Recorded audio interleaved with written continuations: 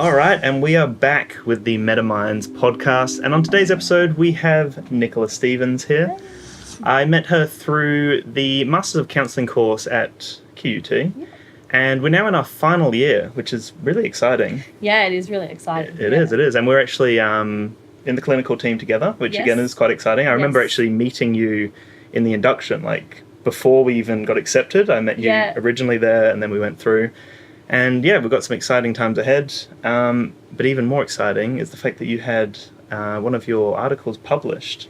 Yeah. So would you be able to tell us about where it was published and maybe a little bit of a rundown on the article itself? Sure, okay, yeah. Well, so the article is called Surviving Religious Abuse. It's a review of the literature from counselling and social work around how do people, when they've been in a religious environment or a faith community, like whether that's Christianity or an Islamic faith community or Hindu, Buddhist, trying to be broad, how do people survive when they're faced with abuse within those communities?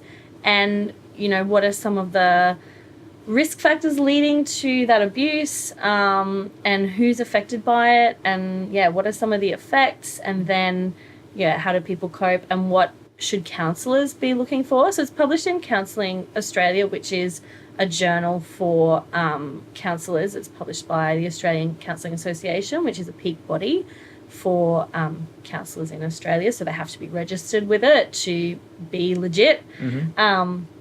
And so, the article was published in there just this month. Mm. Yeah, so that was a really big achievement, I think, for me personally, because I've always wanted to be published in something. So I actually did have a few tears when it came in the mail. Oh, that's awesome. Yeah, it was such a big thing. So. No, it is. It really is. It's great. Yeah, well, it is a very relevant topic right now. There's a lot of different things happening all over the world, which is very interesting, the climate that we live in. Do you think you could dive into a little bit about what religious abuse might look like? Sure, yeah. So religious abuse is really, I guess, defined as using religion as a way of having power or control over somebody.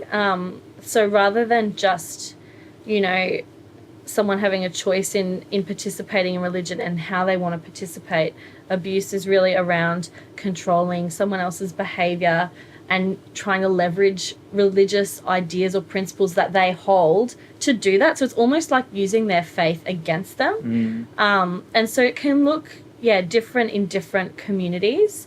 It can also involve other kinds of abuse, like it can involve sexual abuse, physical abuse, or even just emotional or psychological abuse as well. It can include domestic violence, I should add. Like that's quite a big one that came up in the literature, and that we've had some reporting on in Australia before. So the article looks at all of those and kind of how it occurs in different faith communities. Yeah. Okay. Yeah, again, it's very interesting because it's like a lot of these topics, they're kind of only more developing now that we have the internet and that we can kind of discuss these a bit more openly. Otherwise, it's like can be a bit behind closed doors or people don't hear about them. So it's good that the word's kind of getting out there a little bit more about these kind of specific niche things that are happening in different religions and stuff. Yeah, absolutely. But what kind of got you interested in this whole topic and what made you want to write an article about it? Yeah, so it's been a huge process for me personally writing the article. I grew up in a family which is Christian, grew up Baptist, and went to a few different churches. I guess mainly Baptist would be my kind of denomination, and sort of began to question that a bit and deconstruct that after I was an adult and had my own children. So that was I guess quite a difficult and a bit of a scary process to be questioning your own ideas that you've always held and questioning, am I holding these because I really think it, or someone else thinks it, and what do I really think about this now that I'm an adult and can evaluate it differently to when I was younger. And I think also during the time, even before that happened, I was, because of the internet, starting to read different stories from different groups which were probably like quite a bit more extreme than what I experienced.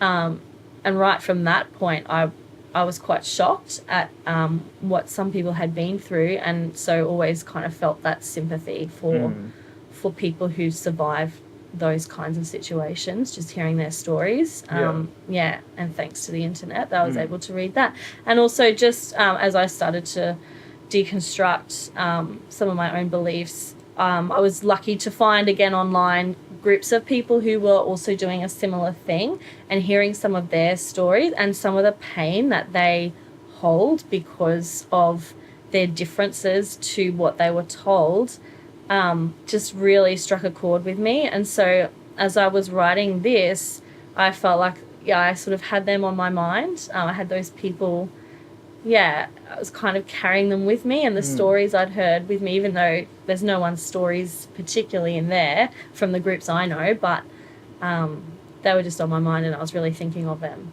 as I wrote it. So that was important for me. Was there anything else in particular that started that process of you looking into faith a bit deeper and looking into yourself a bit more?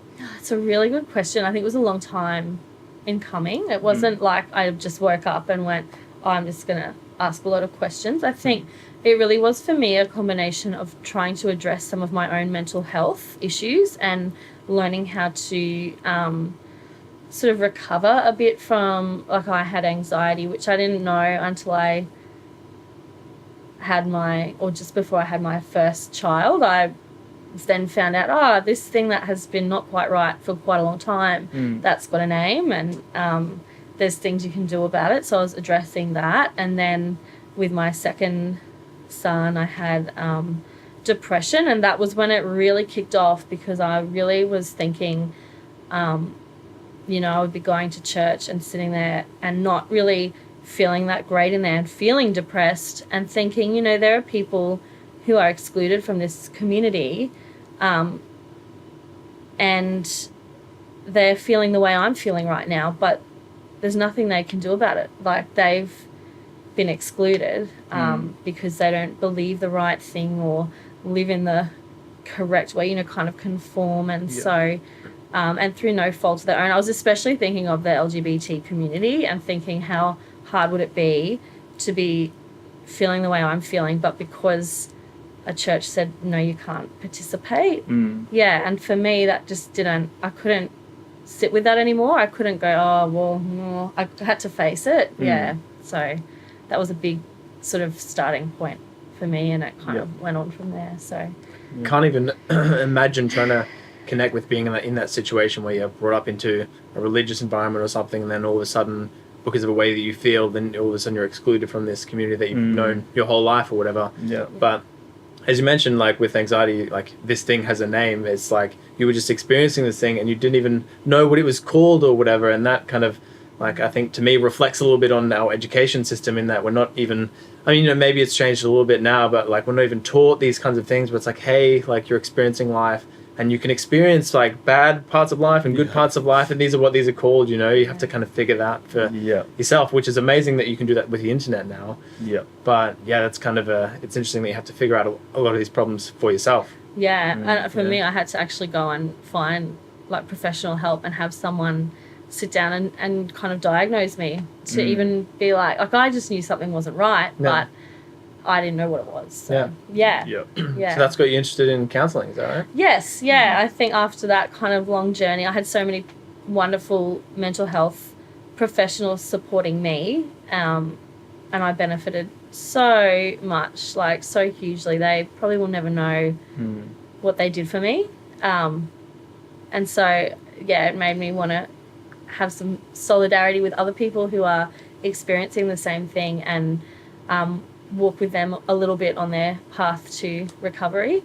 So that's where that kind of motivation to be a counsellor came from. And I've always been interested in like people's psychology, and even in high school I was reading like self-help books that like no one reads that when you're in high school, but I was. Well, us three did. Well, there you go. And you didn't mention before, but like I knew that you were a teacher prior to getting into the counselling. So when you were, going through this process of researching and trying to, question yourself and your faith and everything else, around what time did the transition into counselling come, and was anything in there useful in the process? Absolutely.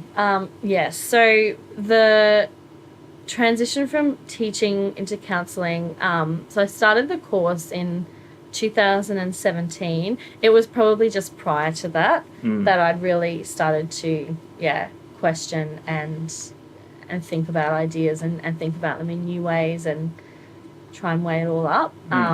So that was definitely in there a bit beforehand. And what I think I've really learned from, like you were saying, the course, how it sort of impacted me is that, I think it's really helped me to learn about reflecting on experiences, reflecting on ideas, and also just it kind of has helped me understand that everyone's working from their own perspective and no one has a full perspective on anything. So for me, it's okay to question, because if someone tells me something, do they really know everything? Like what, and what might be missing from that? And so I guess it just gave me the courage to reflect and look deeply and not be afraid to ask hard questions, and also not to be too certain and not to get too cocky, like I know what, I know something, like sure, I have experiences of my own and my own perspective, but there could be something I'm really missing, and that's okay. Like that's all right if I don't know everything, and it's just a matter of, as we learn, we just get to know more. And but I just try and remember, well, I don't know everything, so it's okay for me to be wrong. That's so huge. I think that's massive. We're kind of touching on ego a little bit here as well, because if you're, and this is where a lot of problems come in with particular things like religion, where some people can be so like, no, this is how it is, and they're stuck in this belief that they have that anything outside of that is wrong, and they're not staying in this open curiousness where they're asking questions. You don't necessarily have to be asking questions like I have to get to the bottom of this, in an aggressive manner, but just staying curious and actually asking the questions about what is happening right now. And as you said, like a paradigm shift, you could be having an interaction with a person and they're coming from this experience and you're coming from this experience, so you don't know anything about them and they don't know anything about you, and you just kind of like have this confused conversation.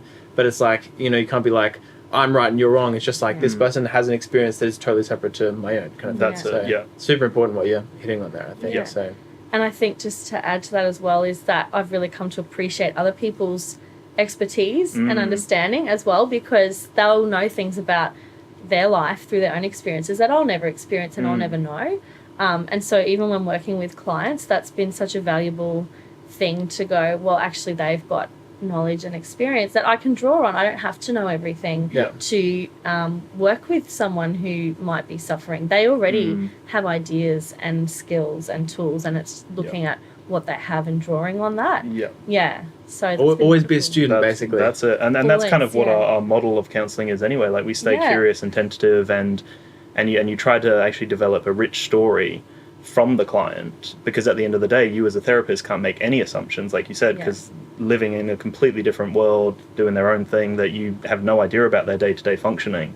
So it really is just questioning and drilling down and trying to find out like a rich story of someone, so then you can try to get an understanding. And then through our counselling, I guess we question their beliefs and their understandings in a way that doesn't challenge them as such, or doesn't make them feel like they're judged, or maybe a gentle challenge, but certainly not a like a judgmental assumption. Definitely not a judgmental assumption, and always with that curiosity, like you were saying. Real room for listening. Definitely. And I think that's something that you can also pass into just everyday life as well. Like it's something that I try to do with friends, even if I notice someone is, set in their ways with something particular. Like I'll try to make a point of explaining something without letting them cut me off and go, oh no, I know about that, or I know that. Like I'll actually try to change their mind, because their mold is that, I have an idea of this is 100% factual, where I think it's mature and it shows development if you can let yourself change, and if you can let your mind be malleable to the point that you have an assumption of something, but someone can actually skew that and bring new information that makes you potentially change your stance. Which I think is great, right? That's all about growth, really. Like, I think we're going to change our entire life, and when people become like fixated and stuck, that's when growth can't occur, because they won't allow people to open their mind up more as such. Yeah, and I like the way you sort of you said that, and about, I think I do something a little different, and that is I used to feel like I had to change people's minds because, you know, my idea was right, and so I, you know, it was like the onus was on me to try and convince them. But now I feel like, well, no, actually I can just ask questions and be really curious and deconstruct in that way. And if there's something that's missing from their thinking, hopefully that's going to come out in the questioning. But there could be something missing from my thinking as well. Yeah, so it's not up to me to have like a savior mentality, and for me to be able to let that go and go, no more saviors, like I'm not doing a savior mentality, has been so freeing. Yeah. Oh yeah, that would be a relief for sure. Absolutely. But the other thing is, like, one person's right might be different to what your right is, kind of what I mentioned before as well. But it's like, you know, you can be asking them questions about what it is they believe, and even if that's not what you believe, and in fact you think it's very wrong, like, it could be exactly what works perfectly for that person. Yeah. You know what I mean? So whether it's in religion or anything. You know what I mean? Yeah, So, that's it. Yeah. Yeah. And I guess the only caveat I might add is that as long as what they're believing isn't, you know, causing harm to someone definitely. That's else. obviously very important. That's probably the only caveat that that would be it. I would add to that. But if it's for you and you're living out of your own ideas and values and being true to yourself, and that's not harming anybody else, then go off, you know? Yeah. So Dan mentioned that you've obviously grown up in a religious family. Can you kind of hit on a few points about some of the positives and negatives of what that was experience? like? Yeah, absolutely. So it's tricky to try and sum it all up. But, of course, so growing up in a family that is Christian, and I think some of the positives, I'll start with positives because that's probably easy. Like, I can really remember having a strong sense of community. Like, we knew a lot of people that, you know, we have friends who we grew up with. My parents had friends who were like almost second parents to me, and I still, you know, really value them and love them very dearly. So I think that is always far and away, like... And we definitely lack that in our society today as well. And I think that's one of the draw cards of religion is to be the community, like such a strong community. And it can have its dark side too. So it just, and no, I'm not saying that every religious community has a dark side, because I don't think that's the case, but it definitely can have one if it starts to become like groupthink and everyone has to think the same, and or everyone has to conform to a leader. Like, that's when it starts to get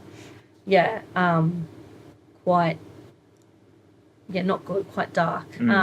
Fortunately, I didn't really experience that situation. Like, I felt that the places that I went to, it wasn't just one church, so I think I've probably been to 4 or 5 different churches through my life, and for more than just a visit, like for an ongoing, you know, a few months to years. So I luckily didn't really experience anything that was too extreme. Having said that, some of the negatives, I think being female in a Christian environment is difficult, because there is this idea, and I do touch on it in the article, about like, there is a quote in the Bible that talks about, it's talking about wives, not women. Wives, submit to your husbands. But that can sometimes get extended to, well, women need to kind of just take a secondary role. Some churches still don't allow women to be leaders. Like, they think there's other statements in the Bible that would suggest that, you know, women shouldn't be leaders, or, I mean, and depending on interpretation, like some churches are like, no, that's not how you interpret it, it's like this, and so there's, you know, there's differences between different churches, and so I think, again, that really comes back to, it's about making meaning, and it's about making meaning for yourself, and that's something that the survivors of religious abuse were able to do really well, was to, if they kept their faith, they were able to take it back and interpret it in a way that was meaningful and helpful and positive for them. yeah, so I guess I've kind of wandered off here, but some of those, I remember being in, I won't mention any names, but just being in like a church service, and it was a really large church, and the pastor, the guy who was speaking, was like making jokes, and they were kind of poking fun at women, and I just remember feeling like so uncomfortable, and that kind of everyone was just laughing and not really noticing that, like, this is, I felt like saying, if I could have sat him down and spoken to him, I would have said, you have a platform and you have a responsibility. And if you're up here making jokes about women, like, not like actually about women because they're women, that's not okay. And you're making it seem like in this church that's okay, and that laughing at women is an okay thing to do. And it's not an okay. Especially when the environment is particularly supposed to be a very positive environment where everyone is community and engaged. Whoever it is who is separating, whether it's women or gay people or whatever, it's not okay, because that's not the point of the actual exercise of going to church. Exactly. And he's modelling a form of prejudice as well then. Exactly. For everyone to then potentially follow. Hundreds of people. Like you said, it's a platform. It is a platform, and I think it just needs to be, treated with respect, and the people who are coming need to be treated with respect, like whether they're female, whether they're gay or lesbian, or in the LGBT community, or they need to be treated. We've seen much more of an accepting of a lot of those different communities, and a lot of more like sub communities popping up as well, and it's like so great to see there's a lot more acceptance around that, even though there's a lot of controversy in the churches and that kind of thing. But I suppose regardless, it's good that like these topics especially, are actually being talked about a lot more, and they're being much more public, and there are definitely churches that are trying to be much more inclusive, and include people from the LGBT community, and and try and they allow women to lead, and and so, there is that. And I guess the only other thing that I can think of, not that this was a negative experience for me, but one of the things that is a negative experience and really stood out for me as I was writing, something that really shocked me actually, was the way that the church in Australia, right back from when Captain Cook arrived, and the Anglican Church in Australia actually assisted the government in carrying out policies of segregation of Indigenous people, and like removal of children, and then kind of indoctrinating, and because European culture at that time was seen as inseparable from Christianity, and so the people in the churches would have thought that they were doing something good, and that is the thing that just guts me, because they would have thought they were doing like this great, we're saving them, but the generational trauma that's gone on since then in this country is still here and still largely unaddressed. And so I don't want to be like the white woman talking about, race, because I've never experienced that firsthand, and I can't really speak to it and do it justice, but I just wanted to say my experience of kind of really that hitting home. I'm like, this is so important. And I think I even read in one source that the churches still own the most land in Australia after the government. And I was like, there you go. That just floored me. I'm like, that is not reparations. That is not like changing. That is, so that shocked me just so much. That really shook me, and it really made me question if I even wanted to be involved in that kind of an institution anymore. And that's a really complicated question. So but that was just my reaction when I found that out. I just couldn't. It shows how much power that they have, and as I mentioned, we're seeing some of those powers using like very well, but then we're also seeing some of those powers using not very well. So in jumping into switching gears a bit, like some people that are potentially in situations where they're growing up in families where perhaps their parents believe one thing, or they're in families full of a couple of different people who believe like different things, whether it's religion or whatever. do you think you could speak to a little bit of that and how to manage that? Maybe some tips for people that are growing up in those situations? Yeah. Yeah. And also Or even actual adults? Yeah, and potential like early signs as well to look out for within the religious abuse as well. Oh, sure. Okay, so I'll just quickly go. 15 questions at a time. Yeah. And also this. That's totally fine. So, people growing up in a household where people have different beliefs, that's always going to be such a tough one. And, you know, I'm going to say it depends, which is one of the favourite things that our lecturers like to say. It depends. It's the truth. There's no answer to it. No, and that's hard maybe if you're on the other end going, please tell me something. It depends on your relationship with the people in your life. You have different beliefs. If they're open to discussing that with you, then, you know, by all means, discuss your thoughts if you feel comfortable and feel safe. But if they're not the people that you're comfortable or feel safe talking about these things, then I think it's really important to find just someone, even if it's just one person who is not going to judge and who's not going to tell you like, this is the answer, but really just sit with you as you are working through that for yourself and just expressing it out loud. Yeah. Huge. Exactly. And not having someone try to fix it or have an answer. Yes. Just be there to hold the conversation. Yes. And the other thing is it could be a long process. Like you might not come to, or it might not be long, but it might be. And so you need someone, and maybe more than one, but to start with one, you know, people who've either been there themselves on that kind of journey, or people who are willing to just sit with you as you journey. And there's probably going to be, if you do decide that you have different beliefs, there's probably going to be quite a bit of grief around, like, you've lost something, and things won't be the same, even though it's not a loss like someone's died, but it can feel almost like a breakup or if you're grown up with this belief conditioned into you, whatever it may be, and then all of a sudden, hold on, that thing isn't real, but that's a part of my sense of self. Like, that's it. Very jarring. And it'd be a hit to like your identity as well, because if you associated religion with your identity, then it's like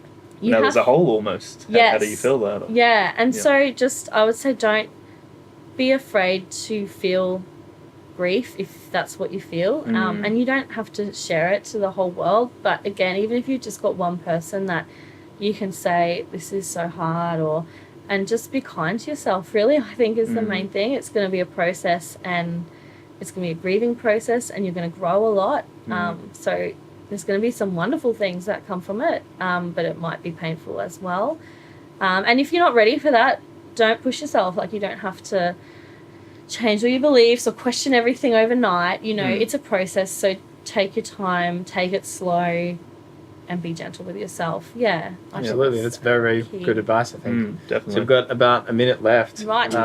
If anyone is in this situation, or we can hit on that question in a minute. If you wanted to. Like, so the signs of abuse? Yeah, potentially like early signs. Okay, so risk factors are high levels of fundamentalism, a literal interpretation of whatever the sacred text is. Authoritarianism is always a big one, big red flag for me. And what we call extrinsic religiosity, which is really like I was saying before, performative religiosity, like you're taking those ideas on to fit into the community or to gain status in the community, but it's probably not really what you actually deeply believe or think. So there are some things, and people who abuse are often kind of performing their religion. It's not really what they're living out. Yeah. So there's kind of the full. Dan's very authoritarian about the podcast, so I might have a chat to you after about that, if that's okay. Totally fine. I feel very uncomfortable on most podcasts, to be honest. Okay, it's been wonderful having you on. Where can people potentially find you and maybe chat to you about some of these topics? Yeah, totally.